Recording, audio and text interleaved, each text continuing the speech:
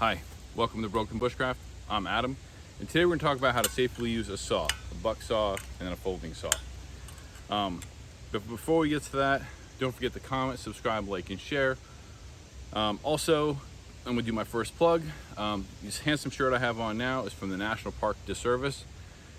Go ahead, I'm going to put their information in the link information below. Give them a follow. Also, I'm going to tag them on Instagram and Facebook. Give them a follow. They're going to make you laugh. And today only, they're going to mark down their prices to the lowest possible point they can. So if you're going to get a shirt or a poster or something like that, today's the day to do it.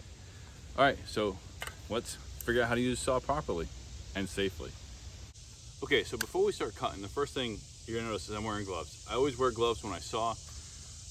The reason for it is if you slip with this, then you can cut yourself pretty good. The glove offers an extra layer of protection.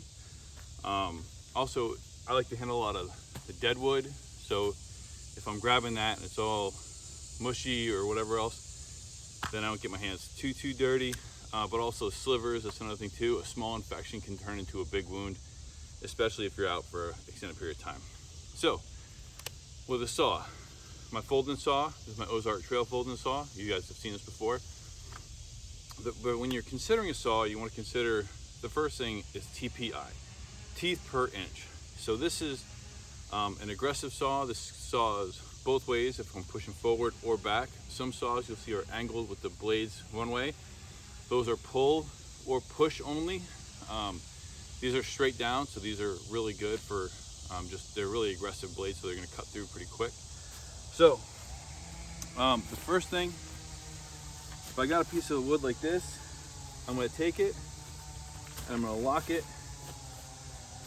behind my leg like such. So it's in front of this, my support leg. I have my dominant leg holding it in place, and this way I can saw out here. I'm not sawing in the triangle of death, so I'm not gonna, if I do slip, it's out here safer away from me. So I don't have to hold it too much. So just put your support hand here and start sawing away.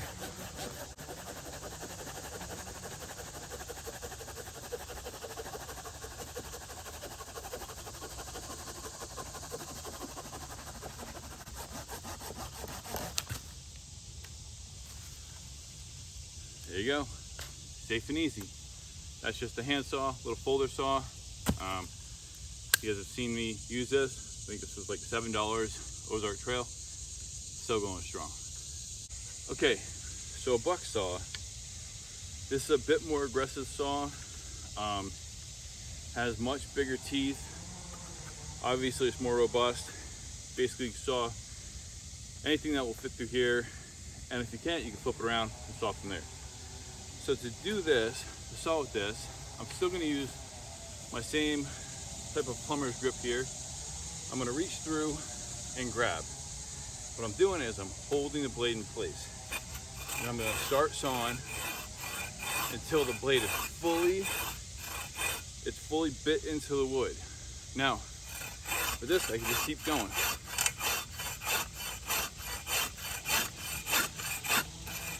See, it's more aggressive, it's all a bit quicker. And there's that. Okay, so say you want to cut a bunch of this wood, but you don't want to saw all the way through. Another option for you to do is to saw about a third of the way to halfway through and then snap the wood. So I'll do that now.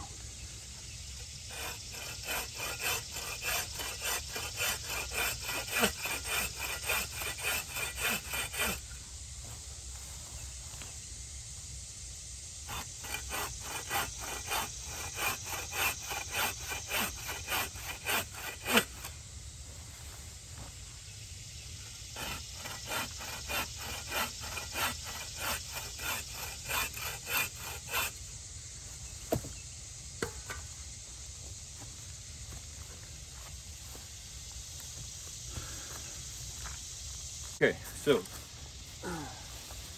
because I didn't want to use all the calories to saw all the way through here, I sawed halfway through, or about a third of the way through.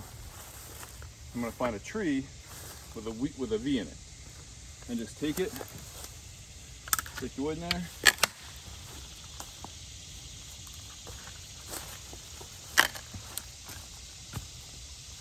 And then there's your pieces. Now, this is pretty dry wood. Let's see if I can do it with this. So now, if my saw is crap, or if I just don't have the energy to do the saw, I can stick it in the V here and break it.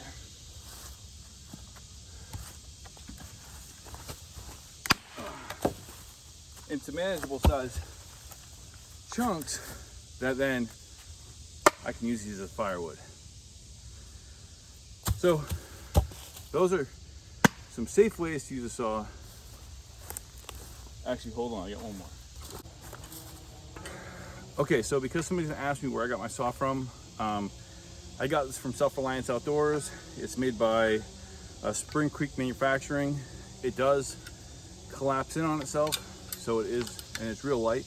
I think it was like 20 or 30 bucks. Definitely worth the purchase. You can find them smaller, you can find them bigger.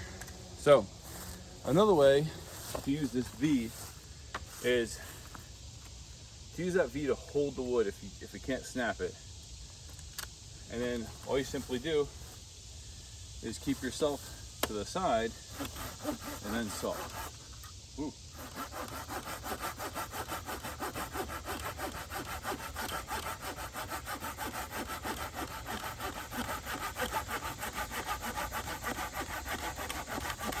And then there you go.